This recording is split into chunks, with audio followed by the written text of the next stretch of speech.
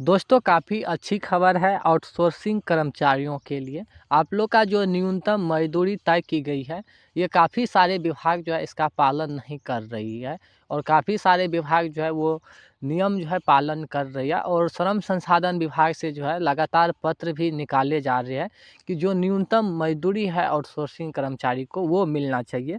लेकिन वो भी काफ़ी सारे आउटसोर्सिंग कर्मचारी का न्यूनतम मज़दूरी भी नहीं मिल रही है। तो इसके लेकर जो हाई कोर्ट में याचिका दायर की गई थी।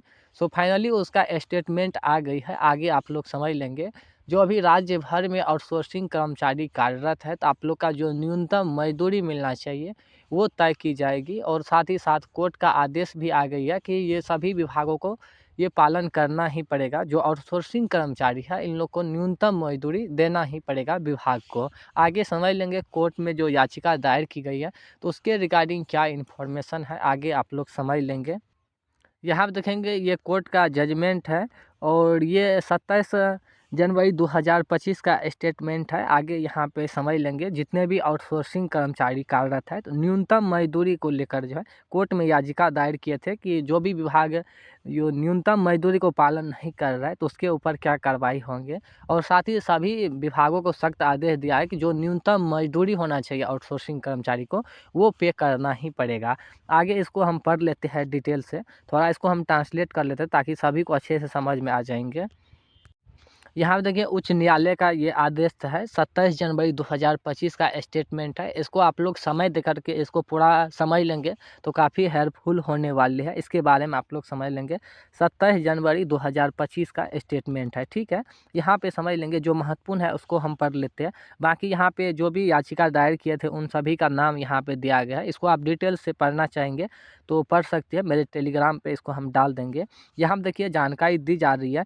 ऐसा प्रतीत होता है कि श्री एलपी पाठक डिप्टी लेबर कमिश्नर एक ओवैसी होने के नाते इस अदालत के सामने सुमोटो दिखाई दिया और एक बयान दिया जा राज्य सरकार न्यूनतम मजदूरी उद्योगवार के समूह को ठीक करने के सहमत हो रही है। उन्होंने आगे एक बयान दिया है कि जहां तक क्षेत्रवार वर्गीकरण का संबंध है ये याचिकाकर्ताओं के साथ चर्चा के लिए खुले है, जो केवल विचार विमर्श के बाद तय की जा सकती है। आगे यहाँ देखिए, रिट याचिकाओं के झुंड की दलीलें पहले से ही पूरी हो चुकी है और वर्डर दिनांक 3/12/2024 इस अदालत ने पहले ही नियत समय पर अंतिम सुनवाई के लिए तय लिया था। इसलिए ओआईसी के पास इस अदालत के सामने ऐसा बयान देने के लिए मुसोटो को पेश करने का कोई कारण नहीं था। यह स्पष्ट करने की आवश्यकता है कि न्यूनतम मजदूरी अधिनियम 4/3/2024 में लागू अधिसूचना के पुनः विचार संशोधन के लिए श्रम मंत्रालय द्वारा कोई निर्णय लिया गया है या नहीं। यदि राज्य सरकार के इस तरह कोई प्रस्ताव था कि वे याचिकाकर्ताओं द्वारा मजदूरी उद्योगवार समूहवार के संशोधन के लिए याचिकाकर्ताओं द्वारा उठाए गए मुद्दे पर पुनः विचार करें तो इस तरह के बयान के आधार पर उप श्रम आयुक्त द्वारा इस अदालत के समक्ष बिना किसी अधिकार के किया था पूरे विवाद को फिर से खोल दिया। प्रतिवादी, यहाँ देखिए जानकारी दी गई है, ये जो केस का सुनवाई होने वाले थे वो 4/3/2024 को भी ये सुनवाई किया गया था, लेकिन उसके बाद आज फिर यानी 27 जनवरी 2025 को ये केस को रीओपन करके जो है फिर से इस पर सुनवाई होने वाली है। यहाँ पर देखिए जानकारी दी गई है, प्रतिवादी राज्य को ओआईसी के आचरण की व्याख्या करने के निर्देशित किया जाता है कि चलो एक हल्फनामों को प्रमुख सचिव श्रम मंत्रालय द्वारा दायर किया जाना चाहिए। श्री एलपी पाठक जो अब सेवानिवृत्ति हो चुके हैं उन्हें एक हल्फनामा दायर करने का भी निर्देश दिया गया है। उन्होंने कानून मंत्रालय द्वारा लिखित के रूप में किसी भी निर्देश के बिना इस अदालत के समक्ष ऐसा बयान क्यों दिया। 5/2/2025 को 3:30 बजे मामले की सुधि बंद करे। इस आदेश की एक प्रति कनेक्ट रिट याचिकाओं को भी रखा जाएगा।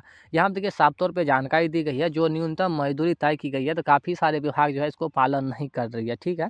तो इसी को लेकर जो है कोर्ट में याचिका दायर की गई है और इसका फाइनल स्टेटमेंट जो है यहाँ पे समझ लेंगे 5/2/2025 को जो है फाइनल स्टेटमेंट आप लोग का आने वाले है, जो न्यूनतम मजदूरी लागू किया जाएगा। और ये देखेंगे केस जो है काफ़ी दिनों से चल रहा है और अभी तक जो है ये केस को जो है क्लोज नहीं किया गया है, समझ सकते हैं। 2024 में ही ये केस किया गया था, लेकिन इस पे 3-4 बार सुनवाई आ चुकी है और ये चौथी बार है। और 5वीं बार देखेंगे 5/2/2025 को जो है इसका स्टेटमेंट आने वाले है। तो देखेंगे 5 को क्या अपडेट आती है और 5 के बाद भी फिर आगे केस को टाल दिया जाता है। क्या होता है आपको 5 फरवरी 2025 को इसी चैनल के माध्यम से अपडेट मिल जाएंगे। तो आप भी आउटसोर्सिंग पे कार्यरत है तो आज ही इस चैनल को सब्सक्राइब कर लेंगे। सैलरी बढ़ोतरी से लेकर के जो भी ससमय अपडेट आते हैं आउटसोर्सिंग कर्मचारियों के लिए तो आपको सबसे पहले इसी चैनल के माध्यम से शेयर किया जाता है। तो आप जो भी विभाग में कार्यरत है आप हमें कमेंट करके अवश्य सूचना दें ताकि हम उस पर भी आवाज़ आप लोग की जो भी है सरकार तक पहुंचाने का काम करेंगे। धन्यवाद।